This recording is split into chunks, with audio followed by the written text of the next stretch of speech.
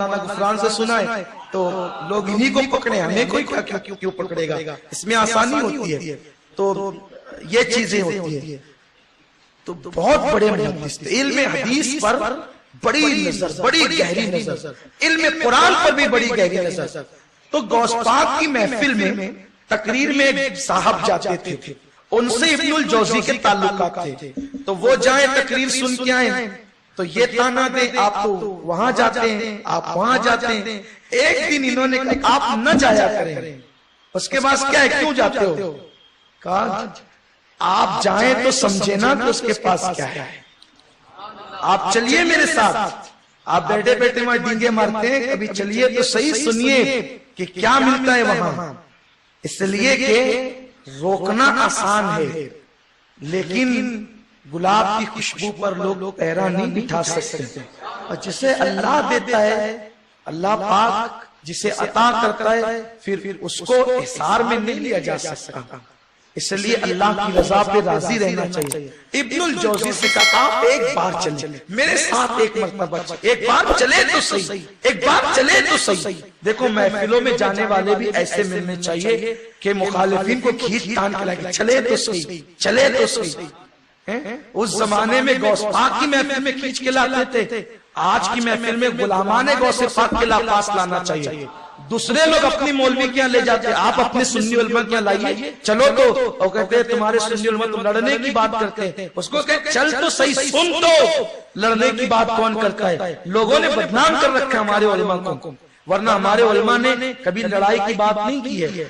ہم نے تو ہمیشہ اور ہمارے بزرگوں نے دلیل سے جواب دیا ہے، اگر جواب دینے ہی لڑائی ہے تو یہ بھی کوئی بات ہوئی۔ چونٹی کو بھی حق ہے کہ اس کی جو ہے وہ بل پر کوئی پیر رکھے تو چونٹی کاٹ کر کے کہتی ہے پیر ہٹا، تو پیر ہٹانے کے اشارے کو آپ یہ کہنا کہ چونٹی نے کاٹ دیا تو تو نے بل پہ پیر کیوں رکھا؟ اس کے گھر پہ پیر رکھنے کا تجھے حق نہیں ہے، اور اگر تو نے پیر رکھ دیا ہے تو اس کو حق ہے اپنے گھر کے تحفظ کا۔ تو نادان جب چونٹی کو اپنے گھر کے تحفظ کا حق ہے تو کیا ہم سنیوں کو اپنے ایمان اور عقیدے کے تحفظ کا حق نہیں ہے؟ اگر کوئی بولے گا ہم جواب ضرور دیں گے، ارے اللہ نے زبان دی ہے، ہم زبان کا استعمال کر رہے ہیں، اور ورنہ تقاضا تو کچھ اور ہے۔ اللہ تبارک و تعالیٰ نے تو یہاں تک ارشاد فرمایا ہے وَجَاهِدُوا فِي اللَّهِ حَقَّ جِهَادِهِ، مگر تقاضے کچھ باتوں پہ مجبور کرتے ہیں۔ حق تو یہ ہے کہ آج جہاد باللسان ہو رہا ہے تو ہمیں حق ہے اور ہمیں اپنی ذمہ داری نبھانی ہوگی، کیونکہ جب تک حق نہیں کہیں گے حق تک نہیں پہنچ سکتے۔ تو ابن الجوزی سے کہا چلے تو صحیح۔ یہ جو ابن الجوزی تھے بڑے محدث تھے لیکن نہ چاہتے ہوئے بھی آگے تو چادر سر پہ ڈال کر یوں چادر تاکہ کوئی دیکھے نہیں، چادر یوں سر پہ ڈال کر کنارے ان کے ساتھ بیٹھ گئے، کیونکہ جب کوئی بہت بڑا ہوتا ہے، بڑا نہیں کوئی اپنے آپ کو بڑا سمجھتا ہے تو پھر وہ کہیں جانے میں آر محسوس کرتا ہے، اور کہیں جائے تو سوچتا ہے کہ پھر ہم ہی بولے سب، ہم ہی سنائے سب، ہم ہی فاتحہ بھی پڑھیں، ہم ہی قرات بھی کریں، ہم ہی دعا بھی کریں، ہم ہی تعویذ بھی دیں، ہم ہی مرید سب ہم ہی کریں۔ ٹھیک ہے پٹیاں بھی آپ ہی آ کے بچھا لیں، پٹیاں بھی آپ ہی اٹھا دیں، جب سبھی کرنا چاہتے تو یہ بھی کریں، سبھی کرنا چاہتے ہیں تو یہ بھی تو نیکی ہے، صرف دعا تو نہیں نیکی ہے نا، تو پٹیاں بھی بچھائیں نا۔ تو لیکن ایسا نہیں ہوتا، اللہ توفیق عطا فرمائے، اللہ ہم سب کو اخلاص کی دولت عطا فرمائے۔ تو پھر یہ ہوا کہ وہ ڈال کر کے یوں بیٹھ گئے۔ اب بیٹھے تو غوث پاک کی محفل کا مزاج یہ تھا، آپ قاری قرآن سے کہتے تھے، دیکھو خود اتنے بہترین قاری تھے لیکن قرات خود نہیں کرتے تھے، کیونکہ اللہ کے یہاں سنت الہیہ کام تقسیم کرنا۔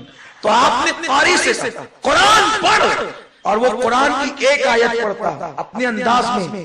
اب قرآن کی جب آیت پڑھی پھر اب آپ نے اس کی تفسیر کرنا شروع کی۔ جب قرآن کی آیت کی پہلی تفسیر کی تو وہ جو صاحب لائے تھے قادری تھے، قادری ہوتے بڑے کلیل ہے اور اڑیل ہے، اس لیے کہ پیر ایسا ملا ہے بھائی جب پیر شے دینے والا ہونا پھر مرید مانتا نہیں، اور اپنا پیر اپنے کو شے نہیں دیتا ہے۔ مریدی لا تخف، مریدی لا تخف، لا تخف، مرید ہے تو کہا لا تخف، اللہ ربی، میرے مرید، گھبرانا نہیں، ڈرنا نہیں، لیے دنیا کے کسی خطے میں قادری ڈرتا نہیں ہے. جو ڈرتا نہیں ہے وہی قادری ہے, اور جو کسی سے مرعوب ہو جائے اسے اپنی قادریت کو چیک کرانا چاہیے. قادریت وہ ہے کیا دبے جس پہ حمایت کا ہو پنجہ تیرا, شیر کو خطرے میں لاتا نہیں کتا تیرا. اور زندگی پہ لعنت ہے جو کسی بدعقیدے کے خوف سے صلح کلیت پر گزر جائے. ارے زندگی تو وہ ہے کیا دبے جس پہ حمایت کا ہو پنجہ تیرا, شیر کو خطرے میں لاتا نہیں کتا تیرا. تجھ سے در سے سخت اور سخت سے ہے مجھ کو نسبت, میری گردن میں بھی ہے دور کا ڈورا تیرا. کب تک مصلحتوں سے کام چلتا رہے گا, عقیدے کی بلندی کی عظمتوں کو کب چھوؤ گے, کب تک مصلحتوں کی باتیں کرتے رہو گے. ہاں مصلحت نہیں بلکہ حکمت کی بات کرو. ادعو الی سبیل ربک بالحکمہ والموعظۃ الحسنہ, لوگوں کو بلاؤ اللہ کی طرف اچھی دعوت اور حکمت کے ساتھ. بلاؤ اچھی دعوت کے ساتھ, جب آ جائیں حکمت سے سناؤ. آ جائیں حکمت مصلحت پسندی سے نہیں, حکمت سے سنا. یعنی اپنی جو بات ہے وہی کہو لیکن اس کو بہت اچھے پیرائے میں کہتے. یہ طریقہ ہے. تو پہلی تفسیر بیان کی وہ قادری علامہ ابن الجوزی میں بڑی تعظیم کرتا ہوں. تعظیم کیوں کرتا ہوں, آپ کو خود ہی تم بھی کرو گے. جب پہلی تفسیر بیان کی نا تو نکتہ اور غوث پاک کی تقریر لوگ کپڑے پھاڑ دیتے تھے. تقریر سن کے کپڑے پھاڑ دیتے تھے, چیخ مار کر روتے تھے, بے ہوش ہو جاتے تھے. کبھی کبھی لوگ مر جاتے تھے. تقریر کا عالم یہ تھا, اثر آفرینی کا عالم یہ تھا, کپڑے پھاڑنے. پہلی تفسیر بیان کی تو اس قادری نے کہا جانتے ہو, تو انہوں نے ہاں بھی کہنا پسند نہیں کیا, سر ہلا کے کہا جانتا ہوں. معلوم جو تھا جانتا ہوں. پھر دوسری تفسیر, پھر انہوں نے دیکھا, پھر کہا یہ بھی جانتا ہوں. تیسری تفسیر یہ بھی جانتا ہوں. 7 تفسیر تک انہوں نے کہا جانتا ہوں. 8 پہ کہا جانتا ہوں. 9 پہ کہا جانتا ہوں. 10 پہ کہا جانتا ہوں. 11 پہ کہا جانتا ہوں. اس ایک آیت کی جب 12ویں تفسیر شروع کی میرے غوث نے گردن جھکی. وہ قادری نے دیکھ کر کہا آپ کچھ نہیں کہتے. پھر 12ویں بھی نہیں, 13ویں, 14ویں, 15ویں, 16ویں, ایک آیت, 17ویں, 18ویں, 19ویں, 20ویں, 21ویں, 12 کے بعد گردن نیچے ہے اور آنکھیں پھٹی جا رہی ہے. ہم تو پوری زندگی پڑھ کے 11 پہ رک گئے, یہ 11ویں والا 11 سے شروع ہوتا ہے. ہم 11 پہ رکتے ہیں, یہ 11 سے شروع ہوتا ہے, 11 سے آغاز ہوتا ہے. اللہ اکبر. 21ویں بیان کی اور 21ویں بیان کر کے کہتے ہیں یہ تو بہت کم ہے, وقت کم ہے. وقت نہیں ہے, یہ اپنا آپ کا معاملہ نہیں کہ جب مضمون ختم ہو گیا ٹائم ختم. اگر ٹائم ہوتا تو اور بولتے, ورنہ یہ نہیں کہتے تقریر ختم. وہ لوگ نے کہا وقت ختم, ٹائم کم ہے, اس لیے 21 بس ابھی تو بہت باقی ہے. ارے اب قال کو چھوڑو. قال مطلب اس نے یہ کہا, اس نے یہ کہا, اس نے یہ لکھا, اس نے یہ لکھا. قال کو چھوڑو, اب حال کی طرف آؤ. جب یہ کہا قال کو چھوڑو, حال کی طرف آؤ, تو اب تک کہ وہ مجلس واس تھی. جب کہا حال کی طرف آؤ, تب وہ مجلس حال کی مجلس, وقت کی مجلس, سرور کی مجلس, کیف کی مجلس, پردوں کے اٹھنے کی مجلس, دلوں کے بدلنے کی مجلس, زندگیوں کے تبدیل ہونے کی مجلس, تقدیروں کے بدلنے کی مجلس, عروج کی مجلس, بلندی کی مجلس, ولایت کی مجلس, قطبیت کی مجلس, رجال الغیب کی مجلس, اصحاب غیب کی مجلس. وہ مجلس بدل گئی, کپڑے پھٹے, چلانے لگے, لوگ رونے لگے. مجمع دم بخود تھا. ابن الجوزی اس قادری کے پاس سے اٹھ کے عبد القادر کے پاس,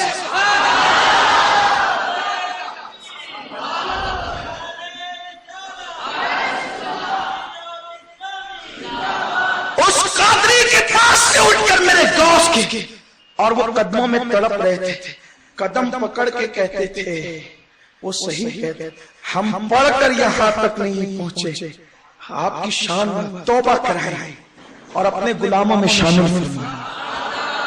یہ غوث پاک کا خطاب تھا، یہ غوث پاک کی تقریریں تھی۔ اور پھر اب میرے پاس ٹائم کم، اللہ آپ جانتے ہیں میرا رب بھی جانتا ہے تقریر ختم نہیں، کچھ عناوین ایسے جو کبھی ختم نہیں ہو سکتے، میلاد، معراج، غوث پاک، امام حسین، چند عناوین ایسے ہیں کبھی ختم، یہ ختم ہو جائے دنیا ختم ہو جائے، یہ وہ عنوان ہے جو کبھی ختم نہیں ہوتا۔ لیکن چونکہ 11:15 بجے مرکز کا اجتماع ختم ہو جانا چاہیے اور 5 منٹ بڑھ گئے ہیں، میں نے تو شاید مرکزی نعت والے کی بھی تلفی کی، کس کا تھا؟ کس کی مرکزی ہم آپ فرما دیں تو میں نے تلفی کی، کبھی 10 منٹ آپ اپنی تقریر میں سے زیادہ نکال کے مقیم بھائی کو دے دیں گے، وہ کبھی پڑھ دیں گے انشاءاللہ۔ اچھا ہم تو ہم بھی لائے تھے لیکن وہی ٹائم کا مسئلہ تھا۔ جی جی حافظ صاحب کی فرمائش ہے کہ مدینہ منورہ سے جب ہم وطن آ رہے تھے ایک نعت لکھی تھی تو اس کو تحت میں پڑھ کے سنانے کا پلان تھا، احباب کی فرمائش تھی، آخر میں سنا دوں گا۔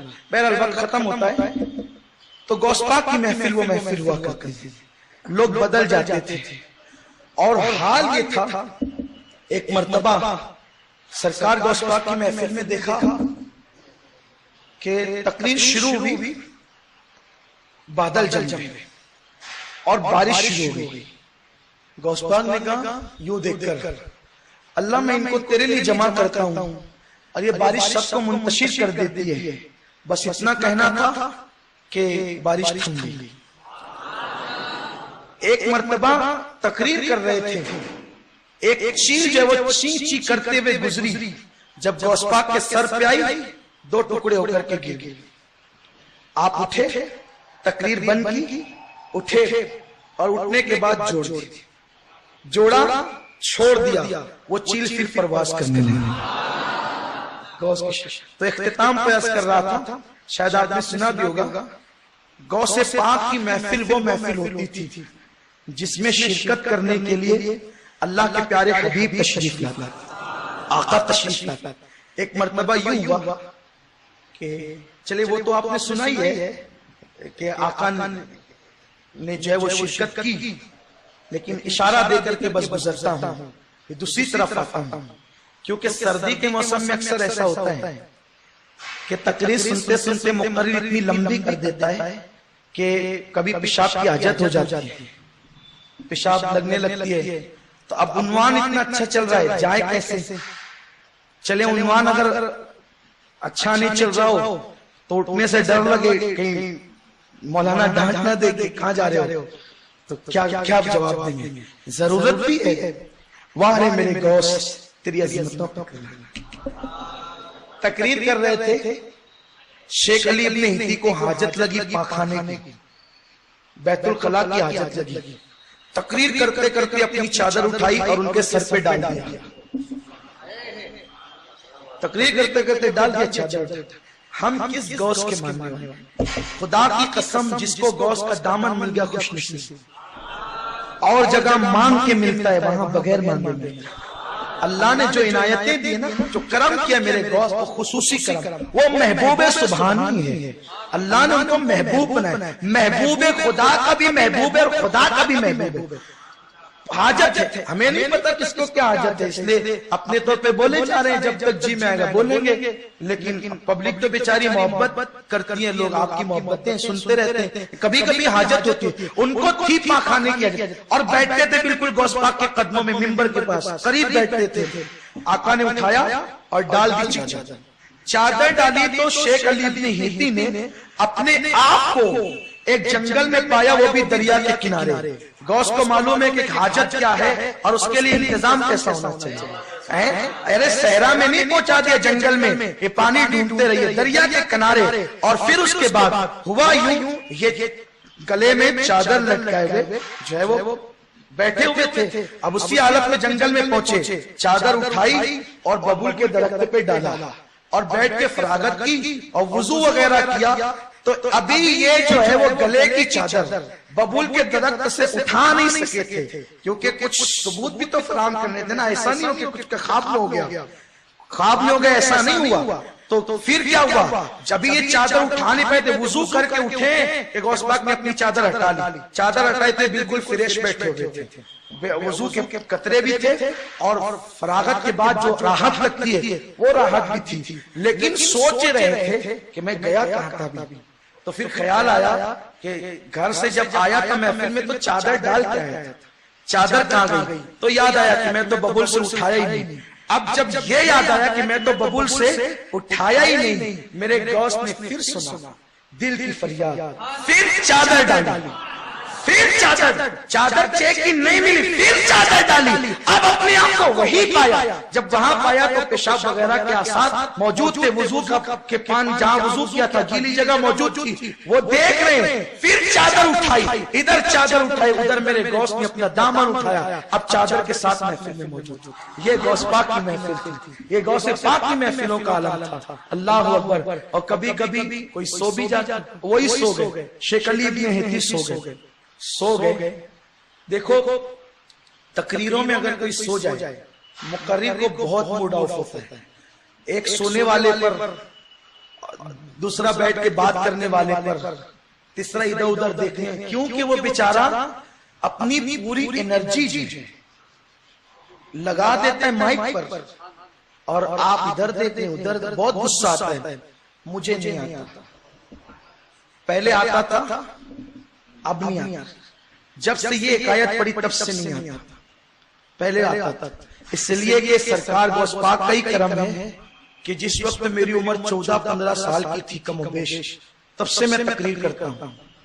تو کبھی کبھی ایسا ہوتا تھا تو غصہ آتا تھا کہ ہم بول رہے, لوگ سن نہیں رہے. لیکن جب میں نے پڑھا کہ غوث پاک کی تقریر میں لوگ سو جاتے تھے, تو سوچا کہ اپنی تقریر میں سوئے تو پھر کیا بات ہے, کوئی مسئلہ تھوڑی ہے. اپنے کون سے بڑے لوگ ہیں اور اپنی حیثیت کیا ہے. اللہ ان کے گھر کے کتوں میں شمار کرنے تو اپنی معراج ہو جائے, اپنے مقدر کے معراج ہو جائے.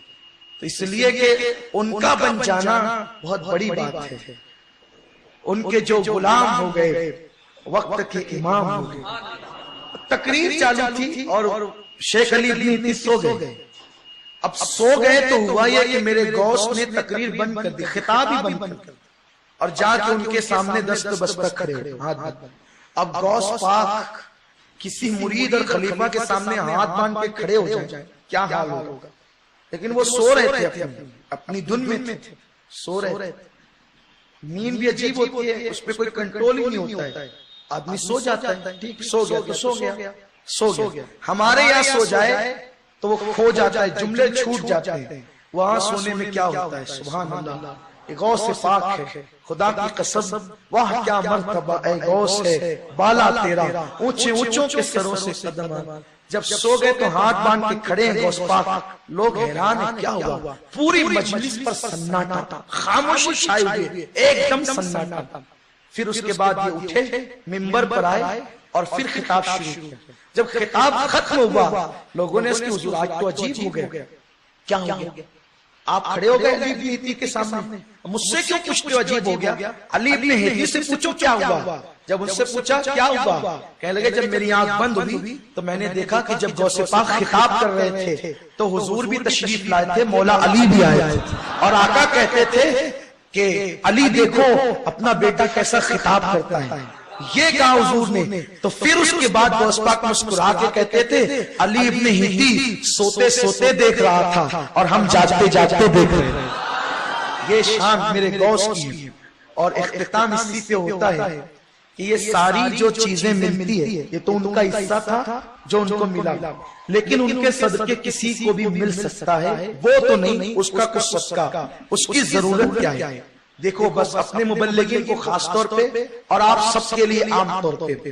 ایک دن غوث پاک کے صاحبزادے جب غوث پاک تقریر کے لیے جا رہے تھے, کہنے لگے ابا جان, بابا آج ہم بھی تقریر کریں گے, آج ہم بھی خطاب کریں گے. غوث پاک نے کہا بیٹے شوق سے کرو, اچھی بات ہے, کرو, ہم بھی کریں گے. ٹھیک ہے کرو. ایسا ہوتا ہے نا بچے سوچتے ہیں کہ کوئی نعت پڑھ رہا ہے تو ہم بھی کریں, کوئی تقریر کر رہا ہے تو ہم بھی کریں. اچھی بات کہا, ٹھیک ہے کرو. اب یہ کرنے کے لیے منبر پہ بیٹھے تھے, یہ دلیل یہ دلیل یہ دلیل یہ خوب دلیلیں دی, کسی نے کچھ نہیں کہا. سب بیٹھے اپنے اپنے میں ہاں سن رہے ہیں. اچھا کیوں؟ میں اکثر اپنے مبلغین سے کہتا ہوں لوگوں کو بار بار یہ مت کہا کرو بولو سبحان اللہ. ٹھیک بول دیا, اچھی بات, منع بھی نہیں کر, بلوائے تو عیب بھی نہیں سمجھتا, لیکن بار بار تنگ مت کیا کرو. ایک آدھ بار بول دے چلو اچھا. ارے تم بات ایسی کرو کہ تمہیں کہنا نہ پڑے, تمہیں کہنا نہ پڑے, وہ خود سے کہے سبحان اللہ. اس منزل پر پہنچو. اقبال بڑا اپدیشک ہے, من باتوں میں موہ لیتا ہے, گفتار کا غازی بن تو گیا کردار کا غازی بن نہ سکا. بلواؤ, منع نہیں کر, میں مخالف نہیں ہوں, لیکن اپنے آپ میں وہ صلاحیت مانگو, کہہ دو تو پھر کہہ دو. لیکن وہ منزل ملتی کب ہے؟ تو شیخ غوث پاک کے شہزادے کہہ رہے ہیں, لوگ جو ہیں سن رہے ہیں, کچھ بھی کسی نے نہیں کہا. انہوں نے تقریر ختم کی کیونکہ ذہن میں ایک بات تھی, جیسے ابا کے لیے کپڑے پھٹتے ہیں, بے ہوشی ہوتی ہے, چیخ پکار ہو جاتی ہے, اپنے لیے بھی ہوگی لیکن مجمع مس سے مس. ان کی بات نہیں ہے, وہ بات ادھر سے ہے. جب تار چھڑتے ہیں, انگلیاں جب تار پہ بیٹھتی ہے, آواز پھر خود نکلتی ہے. کوئی تار کو چھیڑے نا, تار چھیڑے, وہ فن تو جانو. اللہ کاش سب سے پہلے مجھ فقیر قادری پر یہ بات وا کر دے, اللہ تعالی ہمارے لیے آسان کر دے. ہم بھی اسی راہ کے متلاشی ہیں, ان کے کفے پاک کو ڈھونڈ رہے ہیں, کاش کہ وہ خیرات مل جائے. تو جب انہوں نے تقریر ختم کر دی, ختم ہو گئی, اب غوث پاک بیٹھے تھے. آج چونکہ وقت تو انہوں نے لے لیا تھا, غوث پاک کو بڑی تقریر کرنی نہیں تھی. آپ بیٹھے اور بیٹھ کر کے کہا, یارو ایک چھیکا ہے. چھیکا سمجھتے ہیں؟ چھیکا سمجھتے ہیں؟ پہلے گھروں میں 4 رسی والا, وہ جو اپنے لوم کا ڈورا ہوتا ہے نا, وہ ڈورے سے 4 ڈورے ہوتے تھے اور ٹوکری ہوتی تھی. ٹوکری کو 4 ڈوروں سے یا 3 ڈوروں سے باندھ دیا جاتا تھا, اور بلی کے دھاک سے اس سے چھپانے کے لیے یا چوٹیوں کے خوف سے عورتیں اس میں دودھ رکھتی تھی, ایسے بیچوں بیچ ٹنگا کر. جھوپڑے تھے جب مالیگاؤں میں, اکثر چھوٹے چھوٹے مکانات تھے, تو فریج کا اتنا دور نہیں تھا. جس وقت ہم لوگ بہت کم عمر تھے, جو بچے انہوں نے تو شاید نہیں دیکھا ہوگا, اس لیے میں تشریح کر رہا ہوں. چھیکا, چھیکا کسے کہتے ہیں؟ وہ چھیکا ہوتا تھا. کبھی کبھی برتن میں سوراخ کر کے اس کو باندھا جاتا تھا, وہاں دودھ رکھتے, اور کبھی کبھی مائیں بچوں کے خوف سے رکھتی تھی دودھ, بچے آ کر کے نہ پی جائے یا گرا نہ جائے. اس زمانے کا وہ سمجھ لو فریج کا قائم مقام تھا کہ وہاں محفوظ رہتا تھا. تو غوث پاک کہتے ہیں کہ چھیکا اس زمانے سے نا چھیکا, اور بلکہ دور رسالت میں بھی اس کا ثبوت ملتا ہے چھیکے کا. بہت سی روایتیں ہیں اس پر, کبھی وہ بھی ایک الگ عنوان انشاءاللہ. تو غوث پاک کہتے ہیں ایک چھیکا ہے, چھیکے کے اندر دودھ رکھا ہوا ہے. بلی دودھ سونگتے ہوئے آئی, کیونکہ بلی کو اس کی جو ناک ہے وہ بڑی مضبوط ہے, وہ سونگ لیتی ہے, سونگ کر آتی ہے. بلی دودھ سونگ کر کے آئی, اس نے دیکھا اور وہ چھیکے پہ جھپٹی. جب چھیکے پہ جھپٹی دودھ کے لیے, تو چھیکا ٹوٹا, دودھ بھی گرا, چھیکا بھی گرا, اور بلی بھی گری. فرماتے یہی حالت تمہاری دنیا کی لالچ کی ہے, اور یہی گرنا تمہارا آخرت کا ہے. بس یہ چند جملے کہے, اس میں کیا ہے؟ ایک دم سادہ سے جملے, بس چھیکا, بلی, دودھ, دنیا اور آخرت, اور یہی تمہاری دنیا اور آخرت کی مثال ہے. لوگ اٹھ کے کھڑے ہو گئے, چیخنے لگے, لوگ گر کر مرنے لگے, بے ہوش ہونے لگے, کپڑے پھٹنے لگے. محفل ختم ہوئی, والد کے ساتھ غوث پاک کے ساتھ ان کے صاحبزادے جانے لگے. رستے میں کہتے ابا, بلی, چھیکا, دودھ, دنیا, آخرت, کیا بات ہے؟ کتنے سادے جملے. ہم نے تو دلیل کے انبار لگائے, کسی نے سبحان اللہ تک نہ کہا. چھینکا بلی دودھ دنیا اور آخرت, 5 جملے کہا. پوری محفل میں ایک ہنگامہ مچ گیا.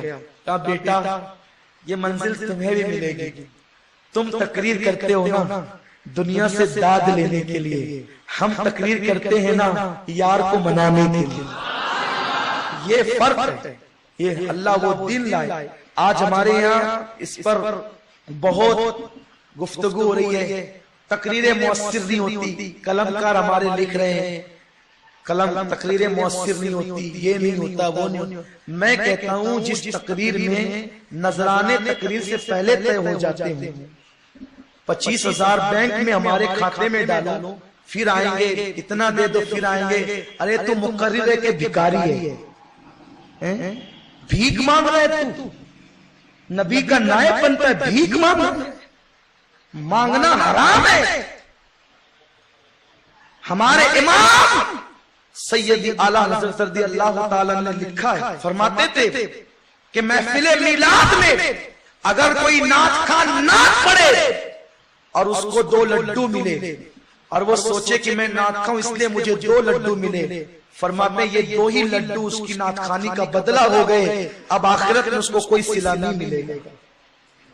یہ نعت پڑھنے اگر کھڑے ہوں تو یہ میں ببانگ دوال کہتا ہوں, جس شعر پہ نذرانہ زیادہ آتا اسی کی تکرار ہوتی ہے. اللہ ما سب کی بات نہیں کرتا, کچھ اللہ والے لوگ بھی ہیں, یہ حالات اسی کی تکرار ہوتی ہے. آپ حضور کے لیے پڑھ رہے ہیں, پیسے کے لیے پڑھ رہے ہیں. ارے پیسہ کیا ہے, پیسہ کیا ہے, یہ تو نچنیوں کو بھی ملتا ہے, نچنے والی عورتوں کو ہی ملتا ہے. تجھے ملا تو کیا ہوا, تو نے نچنیا سے بڑھ کر کیا کام کیا ہے. ارے یار کو منا, یار کو, اللہ اس کے محبوب کو راضی کر تاکہ آخرت میں تیرے کام آ جائے. ہاں اگر کوئی خوش ہو کر دیتا ہے, آپ لالچ نہیں کرتے تو دینا بھی سنت اور لینا بھی سنت. تحدو تحبو, ہدیہ دو محبت بڑھے گی. آپ میں لالچ نہیں ہونا چاہیے. اگر آپ نے تقریر کرنے کے بعد بیٹھتے ہوئے اتنی تمنا کر لی آج میری تقریر لوگوں کو اچھی لگ گئی, ختم, بس ختم. نظر اللہ اس کے محبوب پہ ہونی چاہیے. جب خطابات کا یہ انداز ہوگا تو پھر لوگ اس محفلوں کی یاد تازہ ہوتے دیکھیں گے جو میرے غوث کی محفل تھی. وہ محفل تو اب نہیں آ سکتی, نہ غوث نہ وہ محفل. وہ تو بڑی شان والے آقا ہیں لیکن ان کا صدقہ مل سکتا ہے. اور ہمیں بھی چاہیے کہ ہم اپنے انداز کو بہت محتاط بنائیں. اللہ تعالیٰ توفیق نصیب فرمائیں. اب وقت تو ختم ہو گیا ہے لیکن حافظ صاحب کی فرمائش ہے, اگر آپ اجازت دیتے تو میں تہت میں نعت پڑھ دوں. حالانکہ ابھی بہت کم دن کے لیے گئے تھے, وقت کم لے کر کے گئے تھے, اس لیے کہ جو لوگوں سے وعدہ کر لیا تھا تقریروں کا پروگرام کا سب مان گئے. کچھ لوگوں نے کہا نہیں آپ نے وعدہ کیا تو آنا پڑے گا, تو میں نے کہا کہ پھر ٹھیک ہے جانا ہی پڑے گا. تو ایک دن مکہ شریف حاضری رہی اور 5 دن مدینہ منورہ حاضری رہی. تو مدینہ شریف میں بھی ایک نعت لکھی ہے لیکن وہ تھوڑی مشکل ہے, اور پھر کبھی سنا دیں گے. اب میں کوئی شاعر نہیں ہوں, دیکھیے میں آپ کو بار بار کہتا ہوں کوئی شاعر نہیں ہوں, نہ کوئی شاعر ہوں, نہ کوئی محقق ہوں, نہ کوئی مفکر ہوں, نہ کوئی مقرر ہوں. میں جو کچھ ہوں صرف فقیر قادری ہوں اور مجھے اسی پہ ناز ہے. یہ قبول ہو گیا تو سارا بیڑا پار ہے. تو اس لیے میری باتوں کو میں پھر کہہ دیتا ہوں, پہلے بھی کہا ہوں کہ بھائی قانون پہ مت تولا کرو. ہم اپنے انداز میں کہہ دیتے ہیں, اس لیے اگر قانون والی سننا ہے تو پھر جو لوگ دوسرے ہیں ان سے سن لیں, اپنی تو دیوانگی والی ہے. تو اس لیے میں اپنی نعت جلدی کسی کو دیتا بھی نہیں ہوں تاکہ وہ پڑھے, لیکن کوشش ہے سرکار قبول فرمائے. تو جب میں فلائٹ میں بیٹھا ہوا آ رہا تھا, فلائٹ قریب آ رہا تھا ہندوستان سے, تو حضور کی بہت یاد آ رہی تھی. اس لیے آ رہی تھی کہ بہت کم دن رہنے ملے, بہت کم دن, اور ذمہ داریاں ہیں, مجبوریاں ہیں, تو عرض کیا ہے ایک بار درود شریف پڑھ لیں. اللہ رب محمد صلی اللہ علیہ وسلم, نحن عباد محمد صلی اللہ علیہ وسلم. مولانا غفران صاحب شاعر آدمی ہیں اور آپ لوگ بھی ماشاءاللہ شعر و ادب کی محفل میں جاتے آتے رہتے ہیں, اور مالیگاؤں میں شعر و ادب کی جو ہے وہ ایک عظیم آماج گاہ ہے اور علم کا گہوارہ ہے، ساری چیزیں ہیں. تو خود میرے محلے میں روزانہ عشاء کے بعد سے فجر تک 3-3.5 شاعر بیٹھتے ہیں. لیکن ایسے کوئی شاعری اللہ تعالیٰ قبول کر لے جس کا جو اللہ تعالیٰ سب قبول کرے.